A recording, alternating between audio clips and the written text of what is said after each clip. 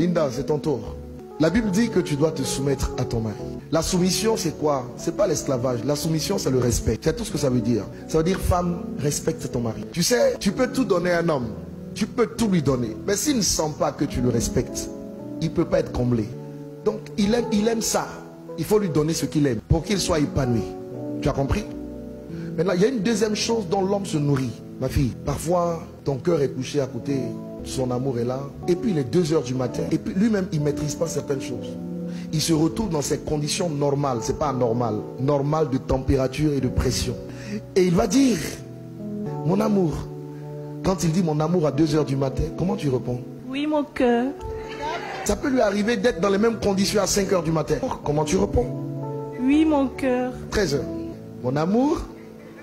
Oui, mon cœur. Vous savez, quand les gens se marient, il faut leur dire ce qu'ils vont rencontrer dans le mariage. Il ne faut pas leur enseigner la foi. Ça n'a pas de sens, dans un certain sens. Même si la foi est nécessaire partout. Quand vous regardez les causes de divorce, c'est quoi généralement? Soit madame dit, je ne veux pas aller avec monsieur. Bon, pour monsieur qui dit, je ne veux pas aller avec madame, c'est rare. Madame dit, je ne vais pas avec lui 1 an, 2 ans, 3 ans. Et vous avez la cause du sexe qui est la cause majeure. Une bonne femme dit oui à son mari. Et un bon mari peut comprendre que parfois sa femme est fatiguée. Donc l'homme, il se nourrit, lui, sur le plan psychologique, de ce qu'il voit.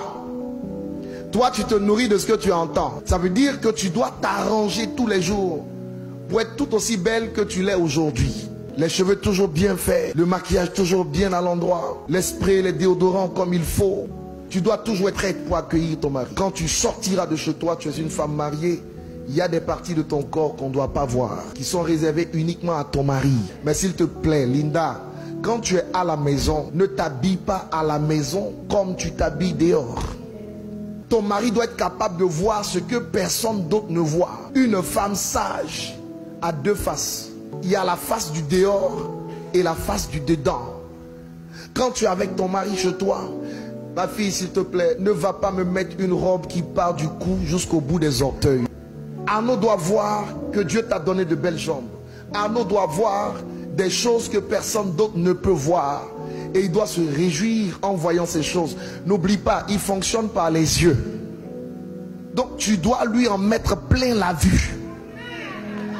Une bonne femme a un vêtement dans la maison qui est différent du vêtement du dehors. Elle a même une 3e dimension. Un autre vêtement dans la chambre à coucher. Là-bas, il ne faut pas aller attacher des pagnes. Ne fais pas ça. Tu es trop jeune pour ça. Il y en a parfois qui vont dans l'intimité. Elles portent des joggings. Sur le jogging, elles vont mettre un jean. Sur le jean, elles vont attacher un pagne. Sur le pagne, elles vont attacher un kimono. Le pauvre monsieur, pour rendre visite à sa femme, il franchit des obstacles insurmontables. Il y a des vêtements adaptés. Et tu les connais. Les nuisettes et tout ce qui va avec. Tu vois, aujourd'hui tu es entré dans le mariage, c'est une victoire. Mais rester dans le mariage, c'est un autre championnat qui commence. Oui, il faut dire ça. Surtout quand elles sont chrétiennes, ils sont chrétiens. Quand tu t'es marié là, ce n'est pas fini. C'est une victoire que tu as acquise, mais il y a un autre combat dedans. Voilà, donc il faut agir de façon sage pour rester dans cette victoire. Je vous dis une dernière chose et puis je vais vous bénir. Écoutez-moi bien.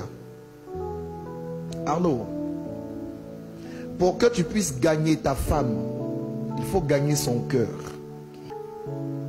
Aimer, c'est gagner son cœur. Et quand tu gagnes le cœur de ta femme, et si tu réussis à gagner son cœur, tu gagneras son corps. Ne cherche pas à gagner le corps si tu n'as pas gagné le cœur. Linda, tu veux gagner le cœur de ton mari? Ne cherche même pas à gagner le cœur. Gagne le corps et tu auras le cœur. On ne se marie pas pour être heureux. On se marie pour rendre l'autre heureux.